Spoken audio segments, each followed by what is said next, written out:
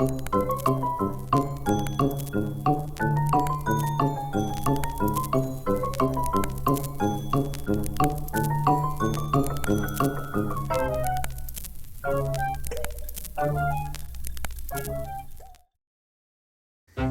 may know him as one of the most sought-after makeup artists in the world, but Gregory Arlt has a secret talent.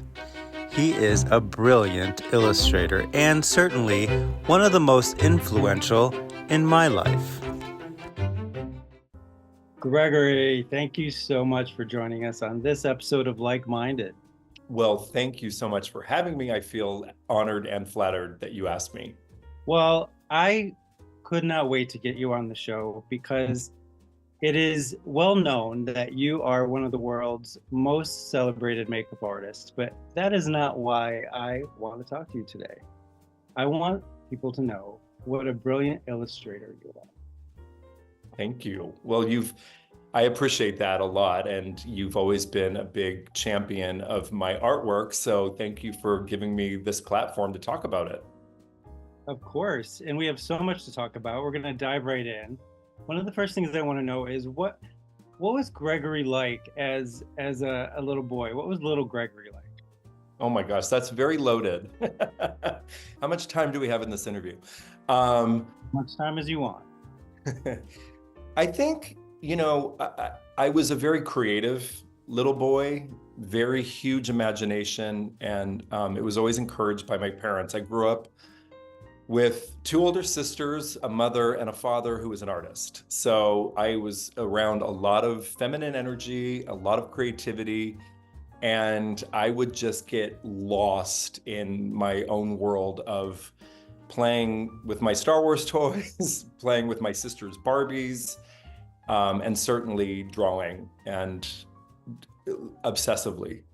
People may not know, but I know that your dad was a very influential artist as well. He did some of the most iconic things in modern day culture that I want to hear a little bit more about, and how his work inspired you to be the artist that you are today. Well, my father was a graphic designer. I mean, he's always been a creator. He was always a fine artist, an illustrator, a drawer, a sketcher. He did a lot of three-dimensional artwork like sculpture and carvings. And I mean, honestly, he was like the MacGyver of the art world in a lot of ways. And it was always so fascinating to see him in action. For his career, my parents moved here from the South and from Georgia. They met in school in Florida, and they came here because my dad went to graduate school at Art Center. Back then, I mean, he had his own firm. He was a partner. He had a partner at the time, and then he broke off and did his own thing with a team of artists. And he set up shop in Redondo Beach and California. And it was, of course, this is way before computers or the internet or any of that kind of stuff. And so it was all hand-drawn and hand-created. And as somebody who was a graphic designer in advertising, he did, as you mentioned, a lot of iconic things. He designed the Sunkist orange logo, which we see every day if we're at the market.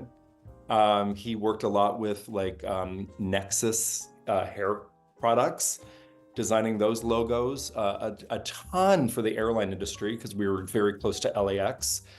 Continental Airlines was one of his clients. He did tons of brochures and illustrations and a lot for the tourist industry. And it was fascinating. I could go on for hours. I mean, I could do a whole show on just him, which we may do someday. I think that could be a good idea.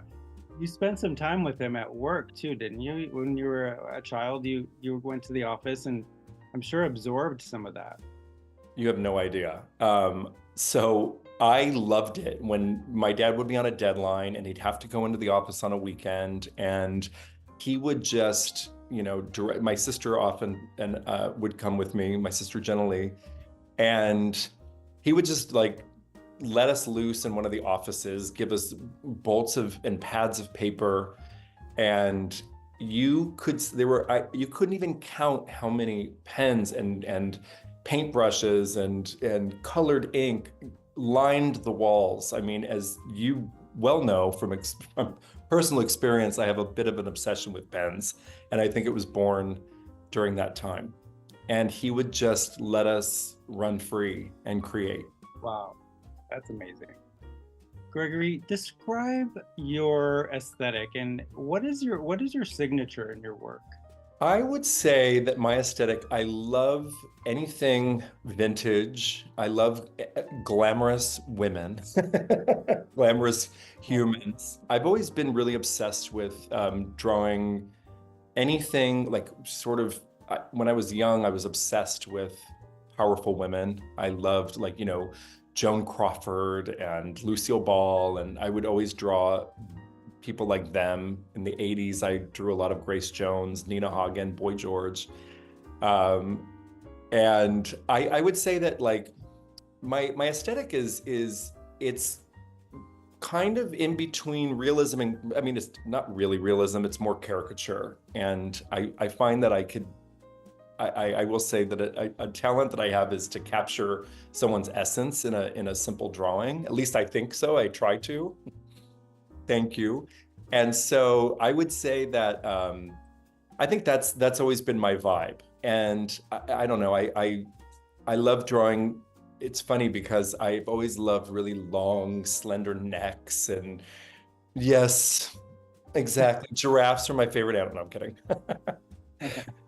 I've always loved to a bit of regality, and I certainly do not pay attention to perspective or lines, or that's all out the window for me. I just draw as it comes. How do you choose the subject that you draw? What's that process? I think some of it's from my imagination, could be from my head. Now that there's so much out there with social media, and we can see there's all these sort of eccentric people, which I love and I'm drawn to. Oftentimes I will take from that. I'll look at old movies. I love the background dancers, not necessarily the leading ladies. And just anyway, there's so many people who are like almost cartoonish in their everyday life, which I'm so attracted to.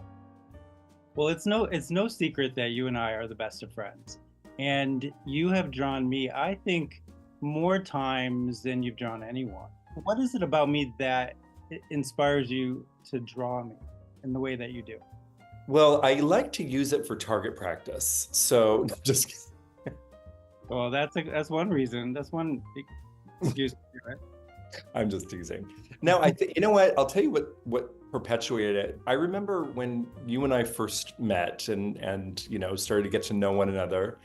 I remember you had told me that many artists have drawn you and painted you. And I remember there was the one artist who in Provincetown who drew your portrait. And I remember you and I getting to know each other on Facebook and you posting pictures of your having been drawn. And I thought, wow, that's the ultimate form of flattery. I'm going to draw John. And you have such an incredible look and your appearance. I mean, it just screams to be drawn. And it's fun because you've got the mustache and you're very adorned, and it's like the ultimate character to see manifest on paper. I call that my smile when I don't feel like smiling. Yes, exactly. I've always enjoyed it, and I know that it really tickled you to get your picture drawn, and I would give it to you, and it was always a very special gesture. And it's just, you're a fun person to draw. Thank you. I wouldn't know firsthand because I can't draw, but I will take your word for it. Well, I always say when someone says I can't draw, I always say, who did that to you? Because of course you can draw. I think you did. No. I did not. I want to know a little bit more about the tools that you use to do the art. What are your favorite tools? So I have to say my all-time favorite tool ever is this Muji pen that they don't make anymore. Why do you love it? I love this pen. It's an ink pen. It's the nib here. Let me do a little YouTube moment. The tip is really, really thin. And I love to draw detail. I don't like when the nib is too thick because I find that I don't have as much control. And this way I can really get some fine detail in there. And this is my favorite pen to write with, to draw with, to doodle with. But with that being said, if I'm doing maybe a watercolor painting or picture, that pen obviously is not waterproof, so it would run. So I tend to use these this brand called Micron, and it's almost the same. Like, they have all different. Is that French for my crayon? Correct, Micron. No, it's a macaron. You eat it. Yeah. I do love this. I love using these pens. They come in all different points. So all different sizes, like a 0.25 and a 1 and a 2 and so forth. And that way I can actually do a drawing and then I could watercolor. So you see my point. It was a very pointed remark. I will say though that, and this is, they always say a magician should never reveal their hand, but I will, because what I really love to do as well is oftentimes I'll do a drawing with my favorite Muji pen, and then I will take a photograph of it. And then on my phone, believe it or not, on Facetune, sometimes I'll go in and use the ink tool and fill it in and color it in with that. And it almost looks like a watercolor. So it's a little, I would say it's mixed medium, multimedia. Interesting. Well, you just answered my next question, because I really wanted to know if you work with different mediums. And I work with more larges, but mediums are good. I like mediums when I'm really trying to get my future. No, kidding. They are useful, mediums. They are useful. No, I'm typically, I love drawing on just regular old paper, like paper that you would use for your printer on your computer. Wow. Yeah, because it's easy. It's, watercolor paper. It depends on the grain of the paper, I suppose, but or the stock. But I find that sometimes it's a little more challenging to draw on watercolor paper. But with that being said, when I'm using one of these archival pens, I find that it's a little bit easier. Interesting. Yes. I'm a big fan of people that have created art that are no longer with us. But one of the things that I really promote the most is supporting artists that are still living. Who are some of your favorite artists that are living? My goodness, there are so many. I love caricature, I have to say, and when it's done really well, like Glenn Hansen, I bow down. He's one of my absolute favorites. Mine too. He does the most genius illustrations quickly, and I just love how he captures a person's essence. He never gets it wrong. And on the note of Glenn Sandoval, who is a genius artist, I love how it's very, there's a lot of like hyper-realism in his work. It's fashion, it's the little science fiction, it's hyper-real. And it's also, his aesthetic really speaks to me. And I was also very flattered that he did my portrait several times, very, very kind. And I just love his artwork. My goodness, I can go down the list. Jamie Lee Reardon, one of my absolute favorites. And I loved the episode that you two did. It was so inspiring. And I just love her aesthetic. Some of it speaks to a little bit of my aesthetic. We both love the long necks. And of course, Donald Robertson, who really speaks to me because when I was in high school, especially, I used to do a lot of art with like tear art, like using neon tape and creating that way. I love that he does that as well. And I was like, wow, we really have that in common. And of course, I can't forget David Gilmour, one of the most brilliant, prolific artists, illustrators, another person who captures someone's essence quickly, and it's so different than any of the other artists I mentioned. He's painted both of us. He has painted both of us. And I'm not just mentioning people who have painted us. These are people who I have fanned out on for a long time before having met or being honored, having the privilege of being painted by them. Yeah, for sure. One of the most important things to me here at Like-Minded is giving back, not just to our community at large, but to our artist community. What are some of the ways that you give back? It's interesting because you have to realize that drawing is a hobby for me. It's not, I don't make my living doing that. And I think, like, for me as a career, as a makeup artist, I'm doing my best as much as I can to, answer questions. I cannot tell you how many DMs or emails or messages I get from artists asking questions just about the industry. And I really do my best to show up as fully as I can, because we all need a mentor, right? So that's how I give back. In the art world, which is, a totally different thing for me. I mean, obviously, if there's somebody that I really admire, again, like, Glenn Sandoval or Jamie Lee Reardon or Joshua David McKinney, who's also an incredible artist that I respect and admire, oftentimes I will repost their work, or I've even done paintings. I did a portrait of Joshua for his birthday once, and it lives on a work of art Instagram page that you convinced me to do. Yes, I did. And you're so good at capturing the essence of people, even though it is in a more caricature form. You really do know who it is when you're looking at it. That's a big compliment, because I really I like capturing people's essence and their vibe and their soul. And for me, I almost am looking at someone's personality more than their features when I start to draw them. You see that for sure. Is there a favorite charity that you like to work with in and around LA or in the world? Project Angel Food is my passion project. It's my favorite charity. It gives back. It helps people who are homebound living with terminal illnesses. To me, just being able to be in the kitchen with, the full-on Lucy and Ethel head hairnets and the aprons, and I've gone with you a few times. I've stuffed some of those pork chops in those square holes before. yeah, yes, you have. You have not lived until you've stuffed a pork chop into a square hole. No, it's fun that can't be replaced. That's right, or scoop some peas. But it's so good knowing that it's helping somebody and keeping their diet on track. And I think that it just speaks the most to me.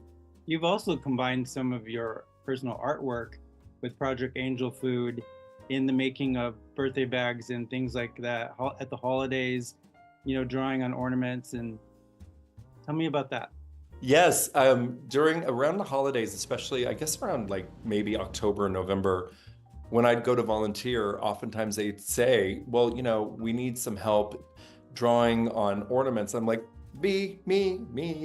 I love stuffing, mashed potatoes into those trays, but I will say sitting down and creating ornaments, and I would get lost. I mean, I would be like, oh my gosh, it's been 6 hours that I've been working on these, doing like, many an ornament. They sell those or auction those off to make money for the charity itself. Yes, they do. They would sell them or auction them off. And I loved it. I was like, wow, I'm putting my heart and soul and my creativity and things that I love to do all in one. So it really always feels like a full circle moment to me.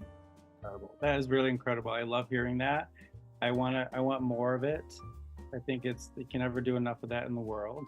Yes. So, bravo. Well, you'll have to come with me. If Gregory was to get a day to himself where it didn't involve art or drawing or anything like that, what would Gregory do with his day? I do love being outdoors. I do love taking advantage of how much nature we have at our fingertips here in LA, especially, and going and taking hikes and walks through the neighborhood. I love bike riding. I love being on my bicycle. I get so inspired. I'm literally just full Zen mode. I feel like I'm flying, and it's very meditative for me, and it is inspiring too. And sometimes I'll come home and may have seen something and did a quick sketch of it. There's so much to do, but what I really love to do is just, stay curious. Yes, and I encourage everyone to do the same. Art itself is so subjective. What advice would you give to upcoming artists today that really don't have a barometer for how their work is perceived in the world, or just exactly how good they are? I would say to them exactly what I would say to myself. Keep practicing, keep doing it. Don't look around at others. That applies to so many things in our industry, whether it's our career in hair and makeup or our art. There's no other you. Oftentimes we get so paralyzed by how many likes did we get? And like, if I post something and it's like 30 likes, I'm like, you think, oh God, that feels so low. And then I think, well, what if I'm standing in front of a room of 30 people holding up a picture? It feels, actually, I really do think that it's just turning off all that noise and just doing what you love. I agree with you, and I couldn't agree more. I believe art is created not for the approval of others, but just purely an extension of ourselves. And if we're lucky enough, we do get noticed, and appreciated for that authentic creativity. It's so funny because when I started my Instagram page, A Work of Art, it felt so vulnerable. Oh my gosh, it was a real mind trip for me because I don't think twice about posting my makeup work. I'm always proud of it. And it's weird because I'm proud of my artwork, but I'm like, I did think, oh my gosh, is this good enough to put on the internet? Do people want to see this? It's just literally like phone doodles. Like, who wants to see my phone doodles? Well, Sounds like a new breakfast cereal. You have a point there, because it's something that every creative person goes through, whether you are a singer or whether you draw or whatever it is you do creatively. There's such a vulnerability to it, and we really don't know, because we're so in our own mind and space when we're doing it. We really don't know if there is an audience for it, really. We don't know. We don't have any gauge for that. And so to put it out in the world for the first time or the second time or the third time, it's a really scary thing. And sometimes so scary that it prevents us from doing it at all. Ain't that the truth? So I decided to face fear head on and put my work out there. And it's been liberating, and it's been fun, and I don't post quite as much as I could, but I feel like I'm going to. And I will say this, it's interesting because as you know, my father passed away last year, and it was so unbelievable going through all of his artwork and seeing things that I had never seen before and coming across so many treasures. And it really inspired me. It inspired me to draw. I was producing more in the months after he passed than I think I ever had since I was, just a kid drawing. And I owe that so much to him. I didn't feel like I have to draw. It just was, I felt so inspired looking at his work and the beauty. And before he passed, I spent quite a bit of time with him, and I picked his brain about watercolor because it's a very, very difficult medium to work in, but it's one of my favorite mediums to work in. And he really gave me a lot of good pointers, and it inspired me to draw and paint. Wow. Tell me how people can access your art. Do you do commissions? Where is it purchasable? Tell us about that. How do you purchasable? Is it expensive? Think very carefully. Well, don't have a cow. I'm glad you asked. Well, for now, because of a certain person in my life, I have my A Work of Art Instagram page. Thank you. Yes, I owe that to you for inspiring me to put that page up. Um, I, it's funny, I've been asked if I do commissions, and I guess, sure, yeah. I think I don't have anything for sale at the moment, but I certainly am open to that conversation, and I'm not exactly sure what that looks like at this point, but I think that that's something that I could be doing in the very near future. But in the meantime, yes, you can check out my work on A Work of Art, which is my Instagram page. I think after this conversation, people are going to want to commission you. And the universe will tell you what that looks like. Well, I won't be offended if they don't. Now, I think, again, I sitting down and having this conversation, this is at literally my first time ever being interviewed about my artwork. That's why I wanted to do this interview with you, like I do with so many other artists, because you are one of the greats in so many areas. We all know your work with makeup, and I think very few people know your work with the pen and the pencil and the paintbrush. And I found it imperative that people really do have a full understanding of who you are as an artist, not just in makeup. Thank you. I really appreciate that a lot. And, I think that we all have our hidden talents, right? But it's another thing when those talents come out of hiding, I guess. Also, it's no secret that you and I have collaborated for so many years, and you are an integral part of this show. You produce it and you direct it and you edit it. It's no secret. It's right at the end of the show. You can see it right there, your name. And I couldn't do the show without you. Your voice is so valuable. And so just talents hidden all over the place in all these little cracks and crevices of life. I think one of the most fun things about doing this show is not only being able to sit in on your expertise and talents and listening to some of these incredible artists you've been talking to, but to be able to help to create the beginning of the show, like to do the drawing and us, working with somebody who is incredible with claymation to animate and bring your look to life. And I remember thinking, the mustache, there's like an M, like that's the minded and like-minded. How do we incorporate that in? And I remember doing a lot of iterations and Yeah, and then I love claymation so much, and we're like, how do we find a claymation artist? And then we went on, I think Fiverr or something, and we Fiverr. found a person that could actually take your drawing, which that's your work at the beginning of the show, and animate it with clay, which was such a magical thing.